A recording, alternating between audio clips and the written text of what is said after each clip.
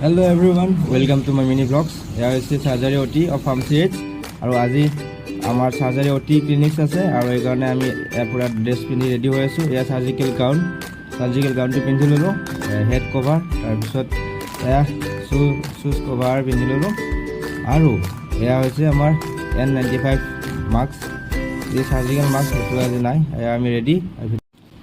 আৰু ভিতৰলৈ সোমাই আহি দেখিলোঁ যে ইয়াত পলিচিষ্টেক্টমি সাৰ্জাৰী চলি আছে। এয়া লেপাৰস্কপিক সাৰ্জাৰী অফ পলিচিষ্টেক্টমি বা ৰিমুভেল অফ গল ব্লেডাৰ। আৰু এয়া লেপাৰস্কপিক সাৰ্জাৰী আজিকালি মানুহে সকলোৱে মানে য'ত সম্ভৱ তাত লেপাৰস্কপিক সাৰ্জাৰী প্ৰিফাৰ কৰে, কাৰণ এইটো পেচেণ্ট কমপ্লায়েঞ্চ হয় আৰু সৰু ইনচিশ্যন দিয়া হয়, ইনচিশ্যনবিলাক বহুত সৰু হয়, সেইকাৰণে অন হিলিংটো বহুত সোনকাল হয় আৰু ব্লিডিংটো বহুত কম হয়, সেইকাৰণে আজিকালি লেপাৰস্কপিকটো প্ৰিফাৰ কৰা হয়। আৰু ইয়াৰ পূৰা অতি ছেটআপ আমাৰ ফাৰ্মাচী এইচৰ ৰুম নম্বৰ 3 এইখিনি আছিল আজি ভিডিঅ'টো।